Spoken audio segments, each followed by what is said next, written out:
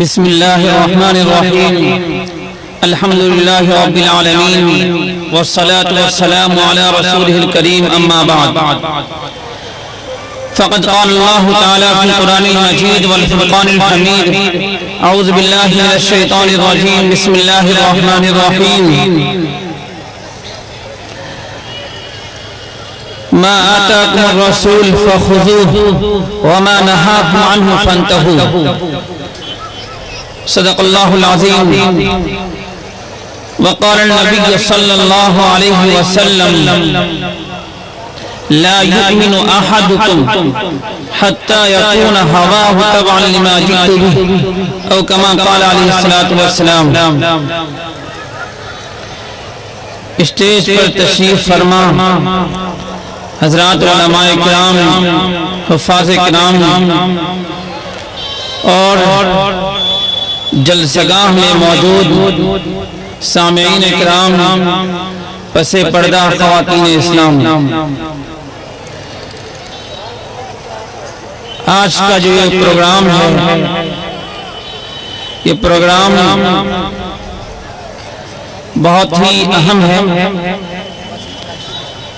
جیسا کہ آپ تمام لوگوں کو معلوم ہے کہ یہ پروگرام ایک ادارہ جو سامنے ہے، جامعہ اصلاح البنات، اسی کے زیر اہتمام ہو رہا ہے. یہ ادارہ خاص کر بچیوں کی تعلیم و تربیت کے لیے قائم کیا گیا ہے. اور آج کا جو پروگرام ہے، اس پروگرام میں تمام علماء کرام تعلیم کے اوپر معاشرے کی اصلاح کے تعلق سے بیان کر رہے ہیں. ہم تمام لوگوں کی ذمہ داری یہ ہے کہ ہم تمام لوگ ان باتوں پر عمل کریں جو باتیں ہمیں علماء کرام بتلا رہے ہیں. میں دو موضوع پر گفتگو کروں گا. پہلا موضوع تعلیم کے تعلق سے بہت مختصر میں، اس کے بعد جو موضوع ہوگا وہ معاشرے کی بنیاد اور معاشرے کا جو وجود جس سے ہوتا ہے، میں اس تعلق سے گفتگو کروں گا. ابھی اس ادارے کی ایک بچی، ایسے تو بہت سارے بچیوں نے اپنا پروگرام پیش کیا ہوگا، لیکن جب میں آیا ہوں تو ایک بچی یہاں کر کے وہ نعت پڑھی ہے، نظم پڑھی ہے. بہت ہی کم عرصے میں مجھے محسوس ہو رہا ہے کہ الحمدللہ یہ ادارہ ترقی کر رہا ہے. اس ادارے کے جو اساتذہ کرام ہیں، ذمہ داران ہیں، وہ تمام لوگ بڑی محنت سے پڑھا رہے ہیں، طلبہ و طالبات پر توجہ دے رہے ہیں.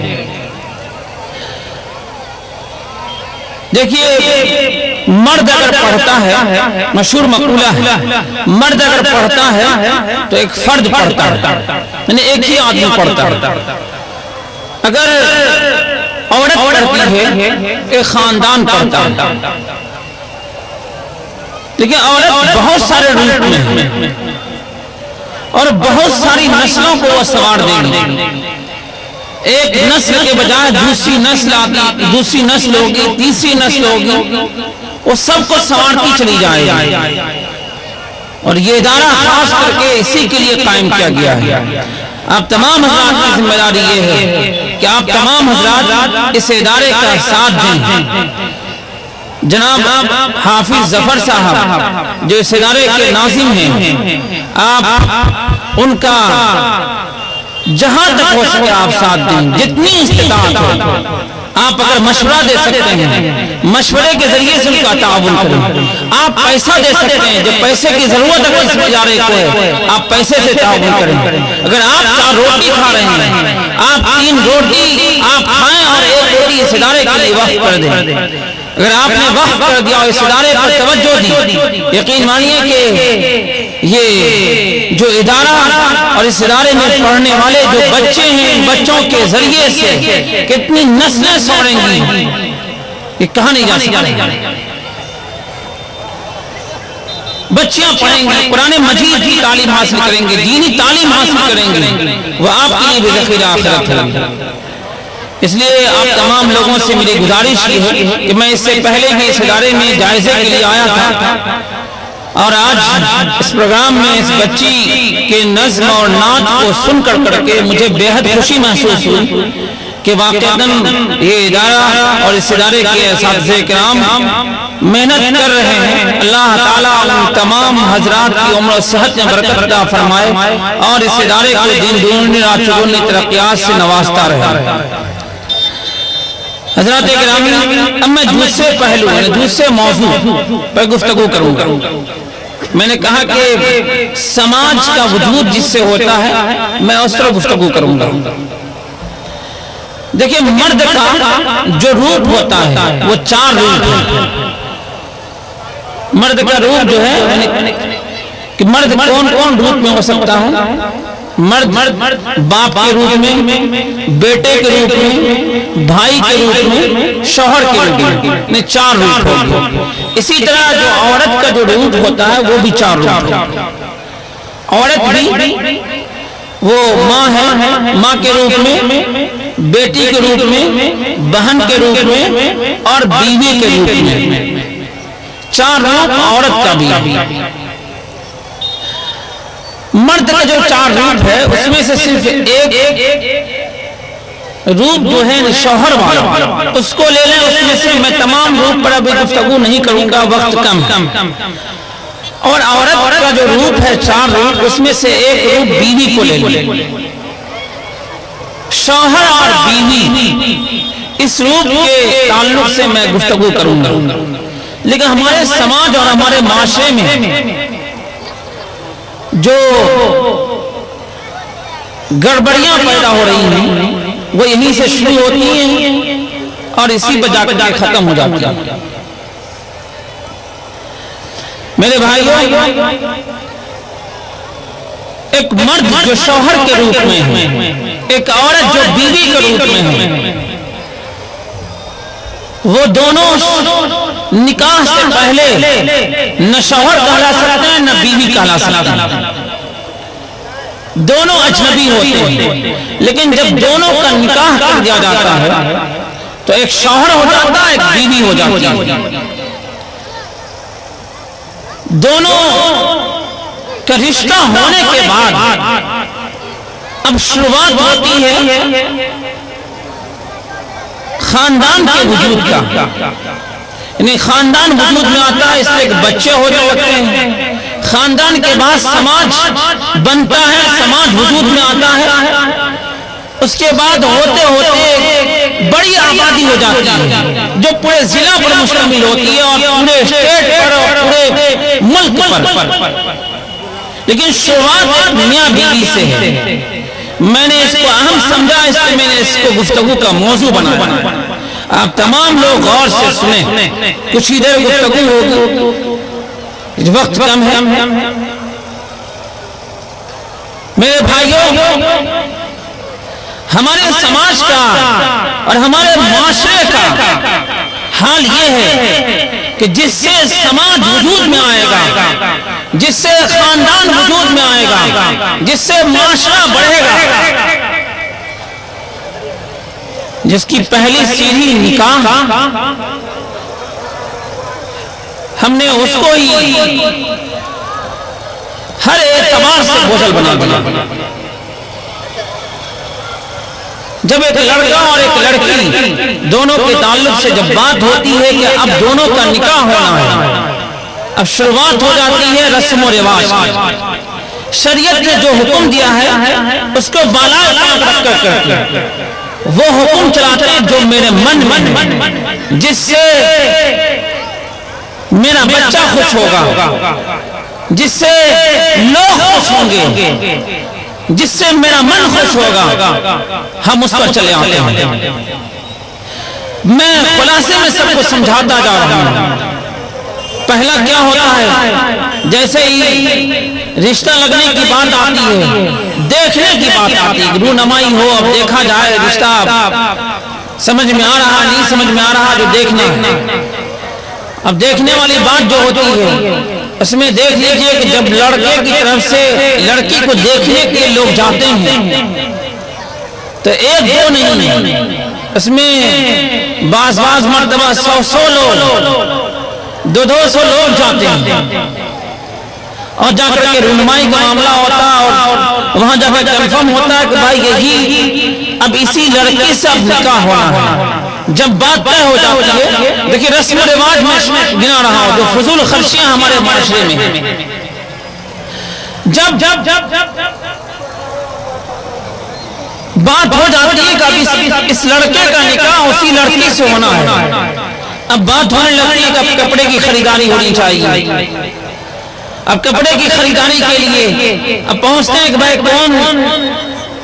کون سی جگہ جایا جائے کہ بیل گاچھی سے کام نہیں چلے گا، چلیں ارڑیا شہر، اس سے بھی بڑا پارٹی ہے، بڑی پارٹی اگر ہے، پیسے والے ہیں، بھائی فارس گنج چلیں، پورنیا چلیں یا کلکتہ چلیں، وہاں چلتے ہیں۔ لیکن میں دور نہیں جا کر کے میں ارڑیا ہی کی بات پر، جہاں میں روزانہ میں دیکھ رہا ہوں، ایک قاضی ہونے کی حیثیت سے جو میں روزانہ دیکھ رہا ہوں، میں اس کو بیان کرنا چاہ رہا ہوں۔ اب ارڑیا جانے کی بات ہوتی ہے کہ اب چلیں کپڑے کی خریداری ہو رہی ہے، لڑکے والے کی طرف سے بھی کچھ لوگ ہیں، لڑکی والے کی طرف سے بھی کچھ لوگ ہیں، مطلب کچھ نہ کہیے بس زیادہ 20 لوگ، 25 لوگ ایک طرف سے ہیں، سب لوگ مل کر کے جاتے ہیں، اور جا کر کے وہاں اب دکان چوائس ہوتی ہے کہ کون سی دکان میں کپڑے کی خریداری۔ جب دکان کی چوائس ہو جاتی ہے کہ اس دکان میں جائیں، اب وہاں پر جا کر کے کپڑا کٹنے کی بات آتی ہے کہ فلاں کپڑا نہیں، اس طرح ہوتے ہوتے کپڑے کی خریداری ہوتی ہے۔ کپڑے جو ضرورت کی چیز تھی، اب اس سے زیادہ بڑھ کر کے جو فضول خرچی جس کو بلا جائے، وہ کر کے 50,000 کی خریداری ہو رہی ہے، 25,000 کی، لاکھ روپے تک کی خریداری ہو رہی ہے، جو جتنے پیسے والا اسی اعتبار سے خریداری ہو رہی ہے۔ خریداری ہونے کے بعد پھر اب یہ ہوتا ہے کہ اب کھانے کا معاملہ ہو کہ کہاں کھایا جائے، کس ہوٹل میں کھایا جائے۔ ہوٹل جب چوائس ہو جاتا ہے، ہوٹل میں جانے کے بعد کون سا گوشت کھایا جائے، بڑے کا ہوگا کہ چھوٹے کا ہوگا، اور کون لوگ کیا کھائیں گے، وہاں کھانے کا معاملہ ہوتا ہے۔ اور وہاں بھی ایک بارات کی شکل ہوتی، 50 لوگ ہوتے ہیں، 60 لوگ، 70 لوگ ہوتے ہیں، کھانا وہاں کھاتے ہیں، اور کھانے کے بعد جو بل دینا ہوتا ہے ہوٹل والے کو بل دیتے ہیں، پھر نکلتے ہیں وہاں سے۔ لیکن وہ تمام چیزیں میں بتلانا چاہ رہا ہوں شروع سے، میں نے کہا کہ تفصیل میں نہ جا کر کے میں خلاصے میں بتا رہا ہوں، جو لڑکی کے دیکھنے سے لے کر کے اب تک آپ غور کریں گے، سب فضول خرچی ہو رہی ہے۔ گئے ہیں جتنے لوگ، 1-2 لوگ جاتے ہیں، جو شوہر تھا جس کو شادی کرنی تھی وہ جاتا، جا کر کے دیکھ کے چلا آتا، لیکن ایک بارات کی شکل وہاں پڑ گئی ہے، اس میں پیسے خرچ ہو گئے، وہ بھی فضول خرچی۔ اس کے بعد جب کپڑے خریدنے کے لیے گئے، کپڑے بھی ہم نے خریدا، اس میں بھی فضول خرچی، جو ضرورت کے کپڑے تھے وہ کافی تھا، لیکن آرڈر کے ساتھ، چوائس کے ساتھ ہم نے کپڑے خریدے۔ کپڑے خرید کر کے پھر کھانے کا معاملہ، کپڑے خریدنے میں بھی اگر ہم کہیں کپڑے خریدنے گئے تو 25 لوگ اور 50 لوگوں کو لے جانے کی ضرورت کیا تھی؟ اس سے معاملہ یہ ہے کہ لوگ کہتے ہیں کہ وہ فلاں رشتہ دار ہے، فلاں بانوئی ہے، فلاں وہ ہے، ناراض ہو جائے گا، نہیں پوچھیں ہم کو۔ شریعت میں کہیں تذکرہ نہیں۔ وہاں جا کر کپڑے خریدنے کا معاملہ، پھر کھانے کا معاملہ، کھانے میں 50 لوگ، 100 لوگ کھا رہے ہیں کھانے، مسجد کے سامنے ہوٹل میں روزانہ میں دیکھتا رہتا ہوں، اس میں بھی پیسے برباد کر رہے ہیں۔ اس کے بعد اب آ جائیں کہ اب بیٹھ کر کے پھر بات ہوتی ہے کہ اب جو ہے کیا دینا ہوگا، کیا لینا ہوگا، یہ بات ہونے لگتی ہے۔ اب گاڑی کی بات ہوتی ہے، گاڑی میں بھی اب ہیرو ہونڈا نہیں، اب جو ہے سیدھے اپاچی ہونی چاہیے، فلاں گاڑی ہونی چاہیے جو اور ہیوی ہو سکتی ہے، وہ گاڑی کی بات ہوتی ہے۔ اور اس پر فائنل ہونے کے بعد جب جا کر کے پھر آگے بات ہوتی ہے اب بارات کتنی جائے گی، بارات میں بھی 25 ہوتے، 50 ہوتے، 100 ہوتے، فائنل ہوتا ہے کہ اب 200 لے کے جائیں گے، اب 200 کی بارات جا رہی ہے۔ یہ تمام فضول خرچی کو میں گنا رہا ہوں جو ہمارے سماج اور ہمارے معاشرے میں ہو رہا ہے، جو ہمارا پیسہ جو برباد ہو رہا ہے، میں اس کو گنانا چاہ رہا ہوں کہ ہمیں اس سے کیسے بچنا ہے۔ جو نکاح آسان تھا اس کو میں نے کیسے بوجھل بنایا، ہم لوگوں نے کیسے بوجھل بنایا، اس کو میں گنانا چاہ رہا ہوں کہ اب بارات لے جانے کی بات ہوتی ہے، اور بارات بھی ہو گیا، طے ہو گئی بھائی کہ اب اتنے لوگوں کے ساتھ بارات جانا ہے، لیکن اب تک وہ بات نہیں آئی ہے جس کا حکم قرآن میں دیا گیا، جس کا حکم حدیث میں دیا گیا۔ اب تک کوئی تذکرہ نہیں ہے۔ قرآن و حدیث میں جو حکم دیا گیا تھا نکاح کے تعلق سے، مہر کے بارے میں، مہر کا اب تک کوئی تذکرہ نہیں۔ قرآن مجید میں کہا گیا تھا وَآتُوا النِّسَاءَ صَدُقَاتِهِنَّ نِحْلَةً کہ لوگوں اپنی بیویوں کو ان کا مہر خوشدلی سے ادا کر دیا کریں، کہ مہر کا تذکرہ کہیں نہیں اب تک ہے۔ وہ تمام تذکرے ہیں، وہ تمام ڈیمانڈ ہیں جس کا تذکرہ شریعت میں نہیں۔ اب بارات جاتی ہے، جب بارات پہنچی، بارات پہنچنے کے بعد وہاں ناشتہ واشتہ ہوا، اس کے بعد پھر بیٹھتے ہیں۔ اب بات آ رہی کہ مہر کی بات آ، اب مہر میں بھی اب دیکھیے مہر میں کیا ڈرامہ ہوتا ہے، آپ تمام روزانہ دیکھتے رہتے ہیں، آئے دن دیکھتے رہتے ہیں۔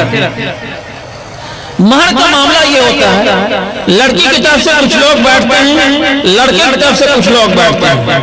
اب وہاں پر بحث شروع ہوتی ہے، ایسا لگتا ہے کہ نیلامی ہو رہی ہے، ڈاک لگ رہا ہے، کیا مولانا آفاق صاحب، ڈاک لگ رہا ہے۔ وہاں ادھر سے کہیں گے 5 بھری، نہ کہیں ادھر سے 10 بھری سونا، ادھر سے بولیں گے 15 بھری، ادھر سے 25 بھری۔ یہ معاملہ ہوتا ہے جو آپ کے آنکھوں کا دیکھا ہوا ہے، میں کہانی نہیں سنا رہا،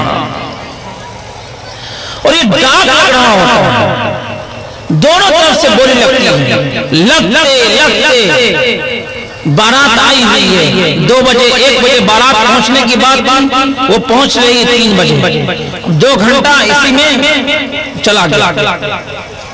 اب جا کر کے فائنل ہوا کہ اب اتنا مہر ہونا چاہیے۔ اب بتائیے کہ وہاں پر بھی مہر کی جو بات ہوتی ہے، مزے کی بات یہ ہے کہ جن کو مہر ادا کرنا ہے اس کی کوئی رعایت نہیں ہے، جن کو مہر ادا کرنا ہے، جو بحیثیت شوہر ہے، جسے شوہر بننا ہے، جس شوہر کو مہر ادا کرنا ہے، اس سے کوئی مطلب نہیں ہوتا لوگوں، لیکن مہر سے باندھنا ہے۔ لڑکا جو ہے روزانہ 300 روپے کما رہا ہے، اس اعتبار سے جوڑے تو مہینے کے 9000 ہو رہا ہے، 15000 ہو رہا ہے، یعنی جس اعتبار سے وہ کما رہا ہے 15000 ہو رہا ہے۔ اب اس وقت مہر جو باندھا گیا ہے وہ 25 بھری اور 50 بھری سونا، بتائیے کہ رعایت نہیں کی گئی ہے، زبردستی باندھ دیا گیا، لوگوں نے باندھ دیا ہے۔ اب یہ کہ دے گا کہ نہیں دے گا یہ الگ معاملہ ہے، لیکن باندھنا ضرور ہے، مل کر کے باندھنا ہے، اور زبردست انداز سے مہر باندھ دیا گیا، لیکن دینے کی کوئی بات نہیں ہے، نہ دینے کی تلقین ہے کہ ہاں مہر تم ادا کرو گے کل ہو کر کے، ایسی کوئی بات نہیں ہے۔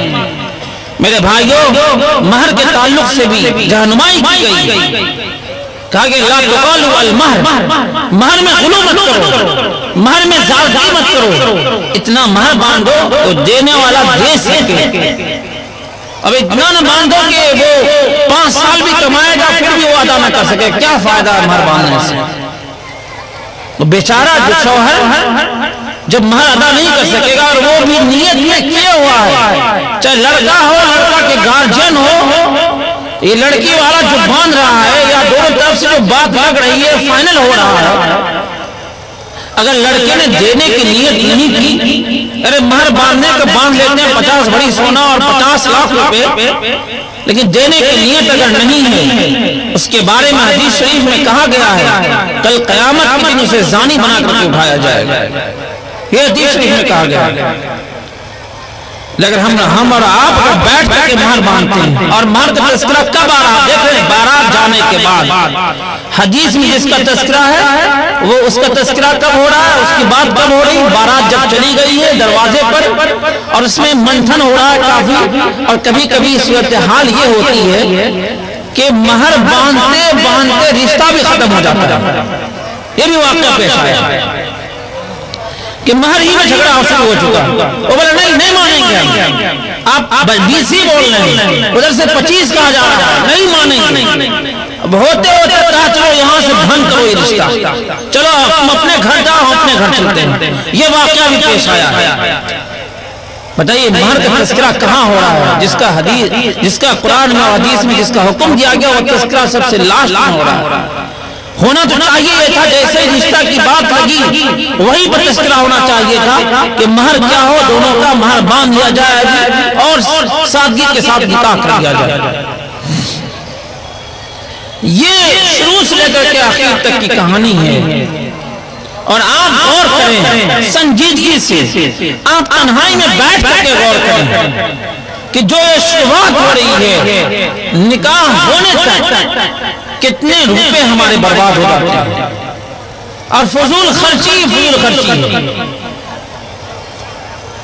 اس کو ہم تمام لوگوں کو چاہیے کہ کسی طرح اس کو ہم روکیں، اس کو جو نکاح ان تمام چیزوں سے بوجھل ہو چکا ہے ہم اس کو آسان بنائیں، اس مشکل کو آسان بنائیں۔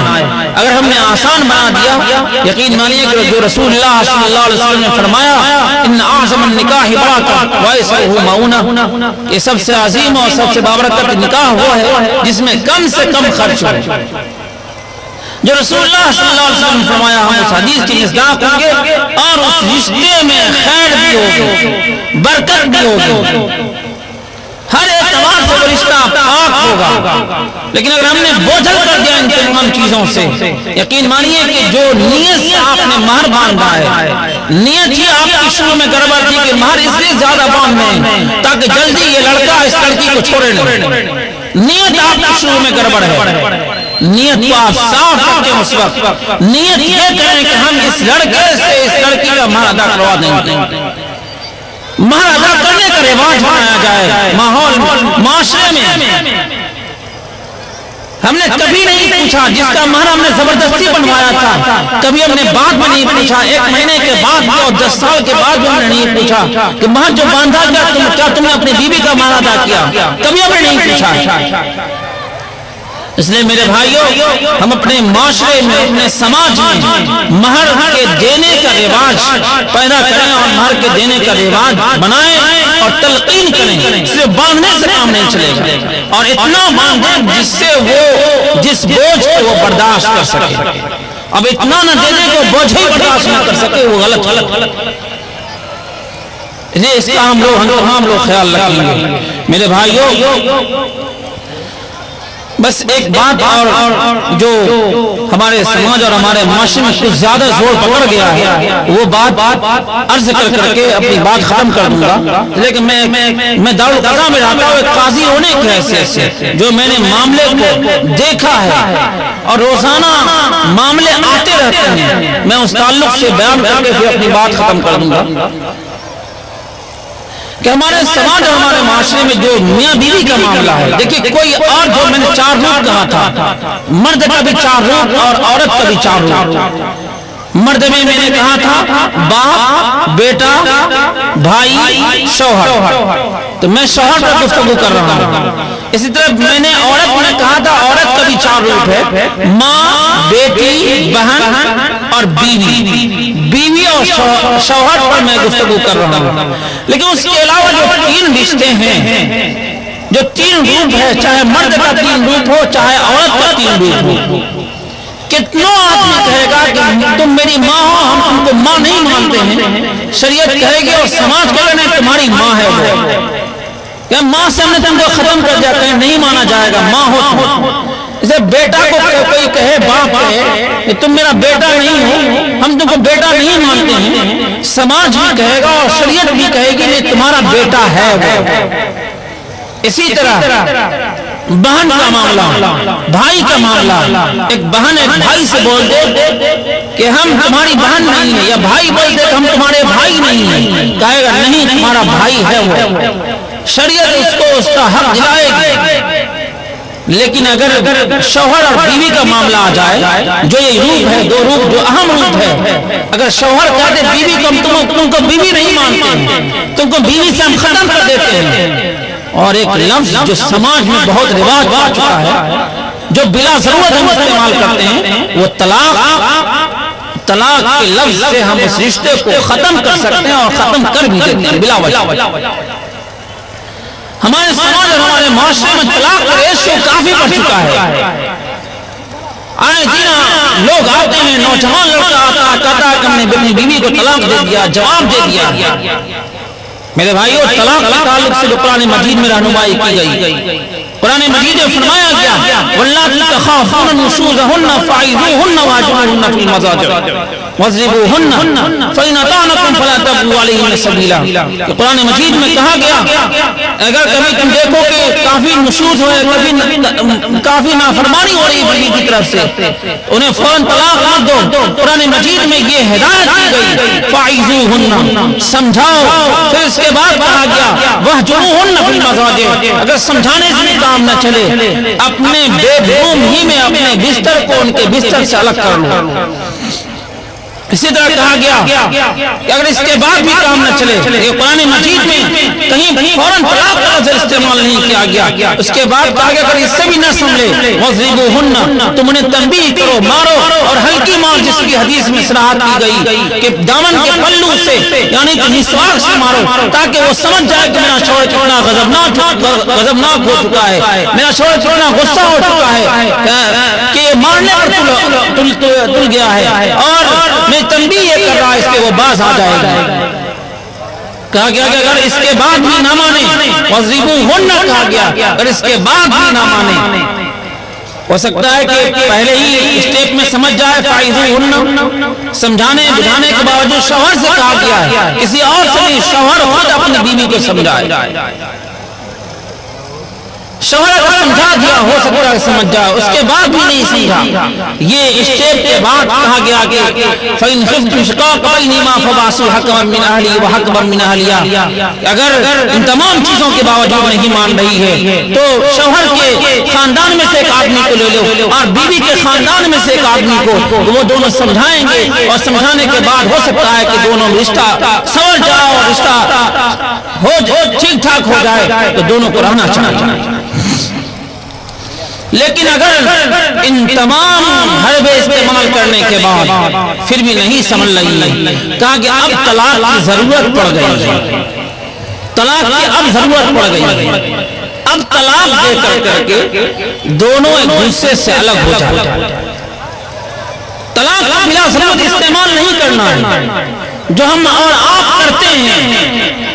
ہمارے سماج اور ہمارے معاشرے میں نوجوان اور وہ لوگ جو تھوڑی تھوڑی بات کو لے کر کے طلاق دے دیا کرتا ہے اپنی بیوی کو، ان سے میں یہ گزارش کروں گا قرآن مجید کی ان ہدایات کو پڑھیں کہ قرآن مجید میں فوراً طلاق کا لفظ استعمال نہیں کیا گیا۔ ان تمام چیزوں کے باوجود اگر نہیں سمجھ رہی ہے پھر ضرورت پڑے گی طلاق کی، ان دونوں میں رشتہ چلنے والا بالکل بھی نہیں ہے، نہیں چل سکتا ہے، تب قرآن مجید میں حکم دیا گیا آخری میں یا ایھا النبی اذا طلقتم النساء فطلقوهن لعدتهن واحصوا العدة، تب جا کر کے حکم دیا گیا ہے کہ طلاق دو لیکن عدت کا خیال کرتے رہو، شمار کرتے رہو۔ اس کے بعد یہ بھی نہیں کہا گیا کہ فوراً 3 طلاق دے دو، یہ نہیں کہا گیا، لیکن اگر کوئی آدمی 3 طلاق دے دے گا 3 طلاق واقع ہو جائے گا۔ کہا گیا کہ طلاق دے دو، طلاق میں اگر طلاق صرف دے دے گا، صرف طلاق بولنے سے طلاق واقع ہو جائے گا۔ آدمی سمجھتا جب تک 3 طلاق نہیں دیں گے طلاق واقع ہوگی ہی نہیں۔ اگر کبھی معاملہ وہ ہو جائے، اگر کبھی اختلاف ہو جائے، اپنے علماء سے رجوع کریں، اپنے مفتیان سے رجوع کریں، دارالقضاء میں جا کر کے، دارالفتاء میں جا کر رجوع کریں، وہاں جا کر کے پوچھیں اب کیا ہو سکتا ہے، کیا کرنا چاہیے، یہ تمام صورتیں ہم نے اپنا لیا، کیا کرنا چاہیے وہ بتائیں گے آپ۔ وقت کافی ہو چکا ہے اور ناظم جلسہ کی طرف سے بھی اشارہ مل چکا ہے، صرف ایک آخری بات جو اسی کی ہے بس تاکہ ختم ہو جائے۔ ان تمام چیزوں کے بعد اگر نہیں ہو رہا تب جا کر قرآن مجید میں حکم دیا گیا ہے کہ طلاق دو، لیکن یہ نہیں کہ بیک وقت فوراً 3 طلاق دے دو۔ 3 طلاق فوراً نہیں دیں گے، اس لیے کہ ایک طلاق دینے کے بعد ہوگا یہ، اگر عدت کے اندر اگر وہ حاملہ نہیں ہے تو 3 حیض گزرنے سے پہلے ہو سکتا ہے دونوں میں کوئی محبت کی بات ہو جائے، پھر سے کا رجوع تم کر سکتے ہو، بیوی کو لوٹا سکتے ہو، انہیں دونوں میں ڈائریکٹ لوٹانے کا حق باقی رہتا ہے۔ شوہر کہہ دے گا بیوی کہ میں نے تم کو بیوی بنا لیا، بیوی بن جائے گی، لیکن اگر 3 طلاق دے دیتا ہے پھر ڈائریکٹ لوٹانے کی کوئی شکل باقی نہیں رہ جاتی، کوئی شکل باقی نہیں رہ جاتی، پھر آپ بعد میں ہاتھ ملتے رہ جائیں گے کہ کیا ہو گیا، اب کوئی فلاں مفتی کے پاس، اس مفتی کے پاس، اس مفتی کے پاس، کہ کوئی جائز راستہ نکال دے ڈائریکٹ نکاح کرنے کا۔ اور جو لوگ بھی 3 طلاق دینے کے بعد کسی مفتی سے غلط طریقے سے اگر فتویٰ لے کر کے اگر رہنا بھی چاہیں گے، وہ فتویٰ صحیح نہیں ہو سکتا ہے، وہ قرآن کے خلاف ہے۔ کوئی مفتی کہہ دیتا ہے کہ 3 طلاق کے بعد تم رہ سکتے ہو ساتھ میں، وہ غلط ہے، وہ نہیں، جائز ہی نہیں ہے۔ اس لیے میرے بھائیو، آپ بہترین مفتی سے دارالفتاء میں جا کر کے، دارالقضاء میں جا کر کے، آپ اگر ایسا ہو چکا اگر آپ کے درمیان، آپ جا کر کے پوچھیں، اس کے بعد ہی جو عمل کرنا ہو آپ کریں گے۔ مزید اور بھی تفصیلات طلاق کے تعلق سے، لیکن انہی چند بات پر صرف ایک گزارش کرتے ہوئے جو میں نے بتایا، قرآن مجید کے ہدایت کے مطابق اگر کبھی ایسی بات ہو جائے، کبھی لڑائی جھگڑا ہو جائے، تو یہ تمام اسٹیپ سمجھانے والی، بستر الگ کرنے والی، مارنے والی، تنبیہ کرنے والی بات، پھر دونوں خاندان میں کے لوگوں کو لے کر کے سمجھانے بجھانے والی بات، یہ تمام چیزوں سے آپ یہ ہو گئے، پھر بھی نہیں چلنے والا معاملہ، تب قرآن مجید کی ہدایت کے مطابق تب طلاق دے کر کے الگ کر لینا ہے۔ پھر جا سمجھیے کہ پھر اس رشتے کی سلامتی کے لیے، اس رشتے میں خیر یہی ہے کہ اب زندگی ختم کرنے کے بجائے اب اس رشتہ کو ختم کر کے اپنے اپنے طور سے تم دونوں الگ ہو جاؤ اور تم دونوں زندگی گزارو۔ اللہ تعالی ہم سب کو ان کہی گئی باتوں کو عمل کرنے کی توفیق عطا فرمائے، اور خاص طور سے جو میں نے نکاح کے تعلق سے باتیں کی ہیں کہ مہر کے باندھنے کا نہیں، صرف باندھنے کا نہیں بلکہ دینے کا بھی رواج بنایا جائے، جو جس کا شریعت میں حکم دیا گیا ہے۔ اور ولیمے کا معاملہ ولیمہ بھی کیا جائے۔ عام طور سے لوگ یہ کرتے ہیں کہ وہ نکاح سے پہلے ہی ولیمہ اور بھات جو بھی ہوتا ہے کھانا کھا لیتے ہیں، وہ نہیں، اس کو ختم کر کے نکاح کے بعد کا جو معاملہ ہوتا ہے وہ چیز کے لیے ولیمے کا اور مہر کے دینے کا رواج بنایا جائے۔ اور جن چیزوں کا میں نے تذکرہ کیا ہے کہ وہ شروع سے جس سے نکاح بوجھل ہو چکا ہے، اس بوجھل کو ہم ختم کریں گے تو ہم اس حدیث کی مصداق بنائیں گے جو میں نے پڑھی، ان اعظم النکاح برکہ وایسرہ مؤونہ۔ اللہ تعالی ہم سبوں کو نکاح جیسے پاک عمل کو اور بہتر طریقے سے انجام دینے کی توفیق عطا فرمائے اور اس کو آسان بنانے کی توفیق عطا فرمائے۔ والسلام علیکم ورحمۃ اللہ۔